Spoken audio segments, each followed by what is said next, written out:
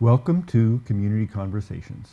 I'm your host, Steve Mantis, and my guests today are both from the Urban Abbey here in Thunder Bay. We have Andrew Westerback and Scott Morrison. Welcome, guys. Hello, thanks. Yeah, thanks for having us. So I just want to start with some kind of personal information about both of you. Are you guys local guys? And maybe we'll start with you, Andrew. Tell us a little bit about your background. So my great-grandparents were fishermen over at T Harbor. You can see some of their pictures at the visitor center. And so I've been here a long time. My family's been here a long time. And my family's been part of, I guess, what Urban Abbey was prior for many generations. So, Which was? So it used to be First Baptist Church. First Baptist Church. And then so I sort of came with the building when that all changed over. And I'd grown up there, so I never really felt like leaving, I guess. Right on. So. And Scotland, how about you? Are you local as well? Well, I was born here at St. Joe's Hospital, which is right across the street from the Urban Abbey, and just down the street from my grandparents' house, which has been in our family since the 1940s, where I currently live right now. So there's a lot of history for me in this city, but I did move away when I was 2 years old.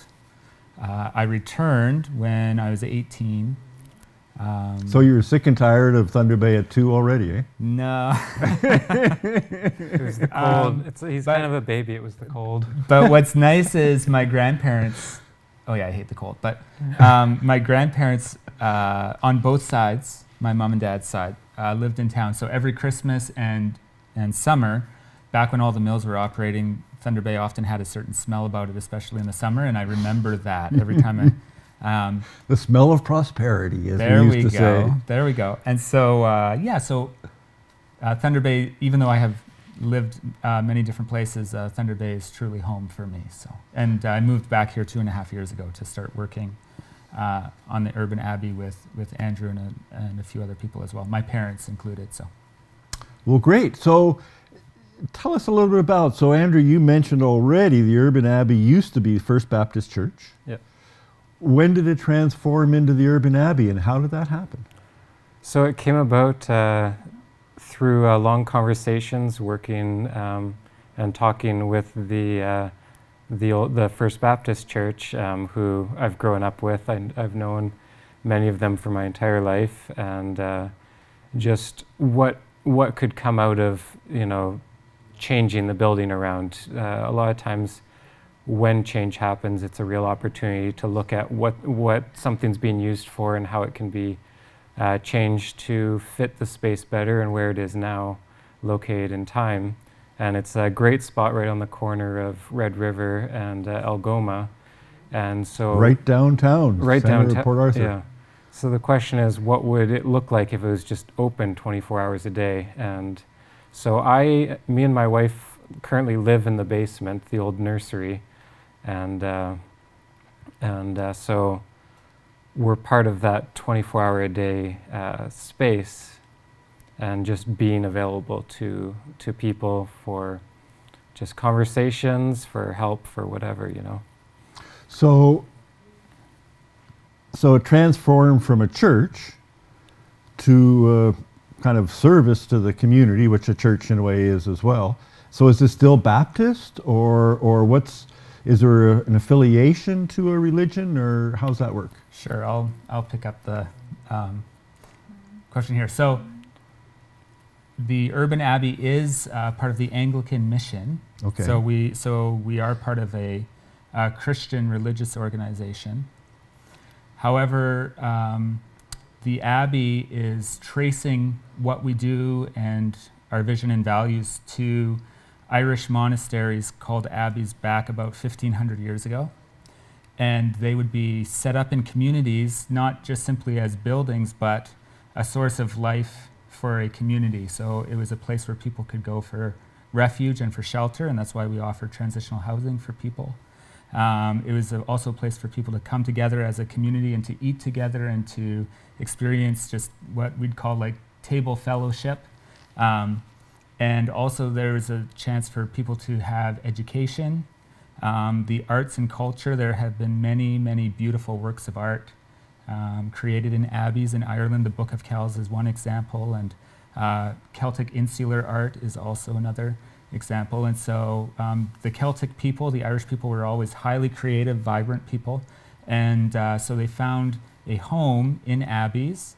And abbeys always were places in the community where people could come and get the refuge if they needed it. It was a retirement home for people that when they got older and there was no social security net, would take in widows and orphans, feed people, educate people, create businesses for the good of the community. And so all of these things, with also a dependence and a reliance on God, and a deep belief in the spiritual realities around us.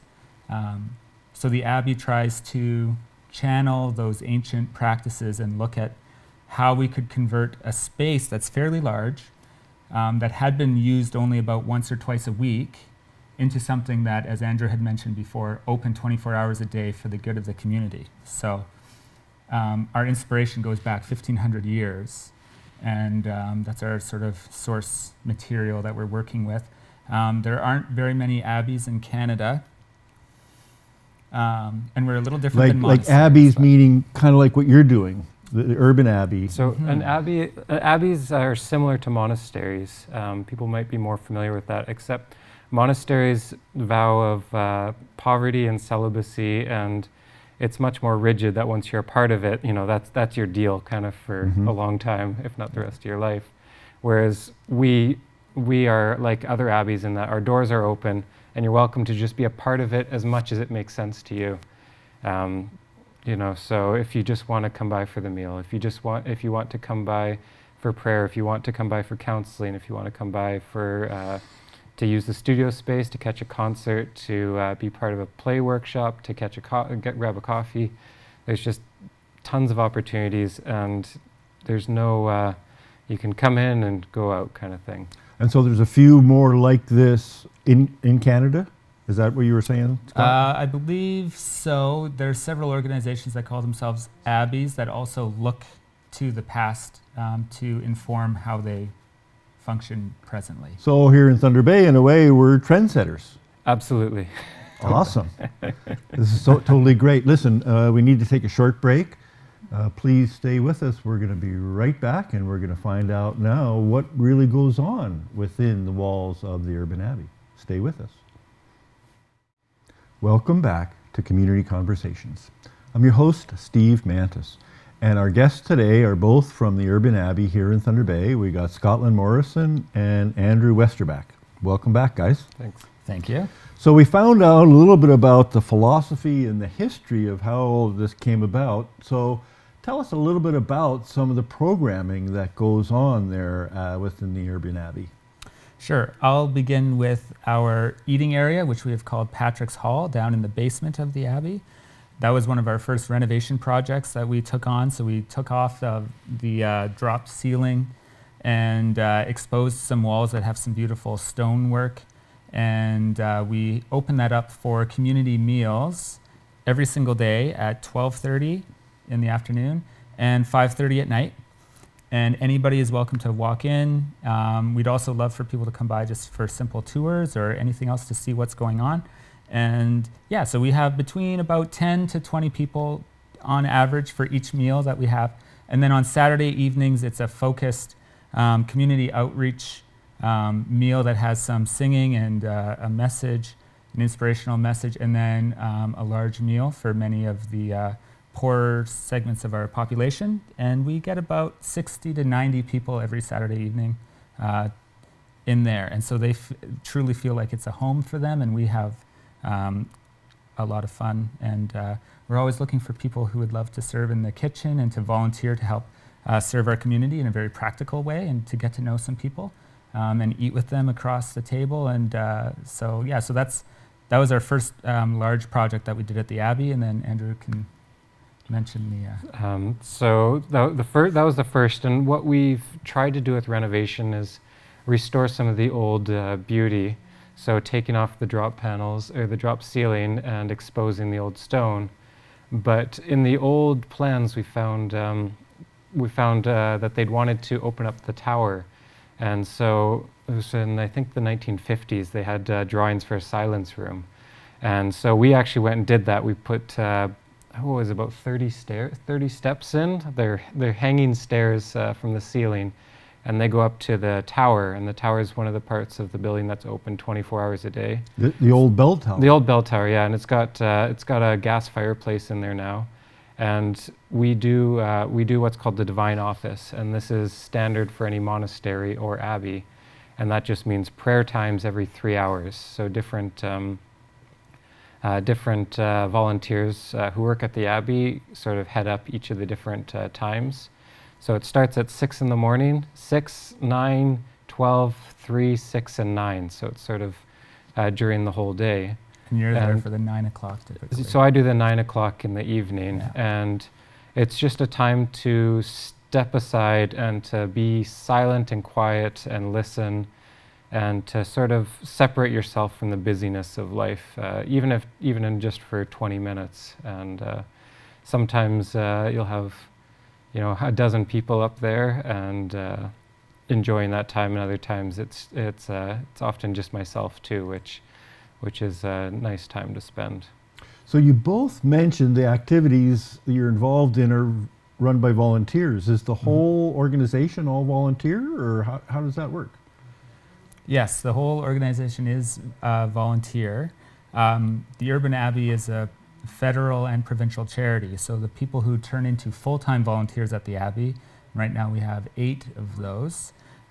We provide room and board for them.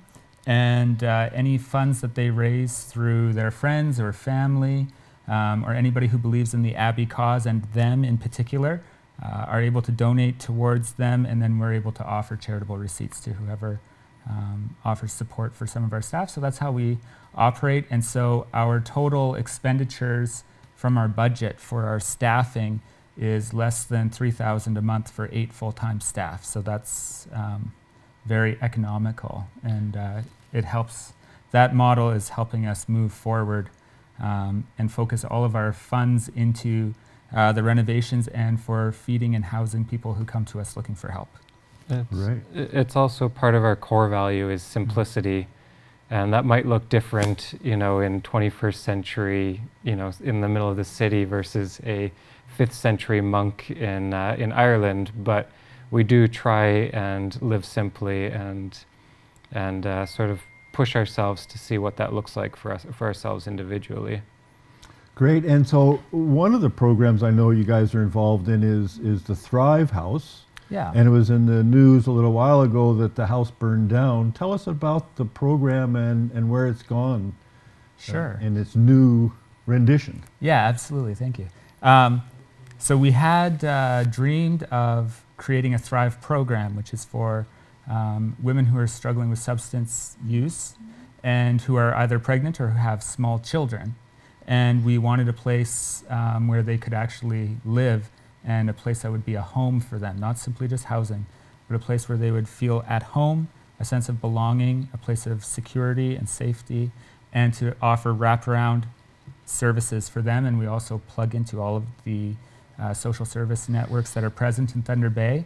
But we have a site supervisor, and we have some very intentional programming and counseling, and set them up with mentor moms for their children and these kinds of things. And we had a beautiful house for them just not far from here, up Government Road. And in April, a fire tore through there. Our women were homeless for a little while, so we had to bring them into the Abbey for a few days while we found new rental accommodations. And then we did a fundraiser in Thunder Bay, which was called the 247 Challenge. And so we needed $247,000. And that fundraising effort brought in $60,000 for us, so we were able to buy a house, put a down payment on there. And so we have a new for us house for the Thrive Women, which allows us to have up to 5 participants, plus their children, plus the site supervisor. And it's not too far from the Abbey, and so walking distance. And so yeah, that's been a success story, but it's been also keeping us fairly busy this fall as well. So, no doubt. And there's another program I understand around artists and an artist studio. Yeah, so currently what we've been working towards is getting the building up and ready and running, and it's involved a lot of renovations. But what I'm really looking forward to, and sort of what drew me to the vision of the Abbey to begin with, was the simplicity and the whole Abbey vision. But it was the idea of running an art studio, and so the arts have always been a passion for me, and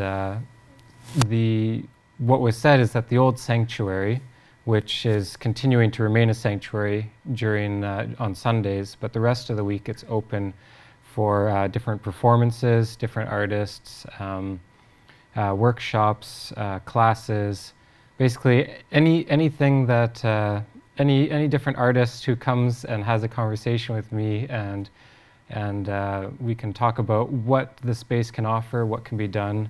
And we just really want to open the doors up to see that space used as much as possible. So recently we've put in new speakers and sort of shifted around, took out the old pews, so that could be a more mobile space and not, so rigid in what it could be used for. So we sort of opened it up and tried to open the doors at the same time. So we need to just hang on there. We need to take another short break. We'll be right back, and we'll find out more about the activities in the Urban Abbey. Stay with us. Thanks. Welcome back to Community Conversations. I'm your host, Steve Mantis, and our guests today are both volunteers over at the Urban Abbey in downtown Port Arthur. We got Andrew Westerback and Scotland Morrison. Welcome back, guys. Thanks. Thank you. So, Andrew, you were just talking in the last segment a little bit about the artist studio. You wanted to add a little bit more about that. Thanks. So we recently had a few concerts. We had the Superior Theatre Festival, which is with, I think we were working with 3 other buildings, and there was about 20 performances that happened over a few days. And we had a big production called The Good Lovelies, and that was a lot of fun. I think there was like 300 or so people who showed up, and nice. That was a charitable benefit for the Thunder Bay Folk Festival. Yeah. So we've been slowly opening up our doors more and more to different events, and to just see what's possible in that space.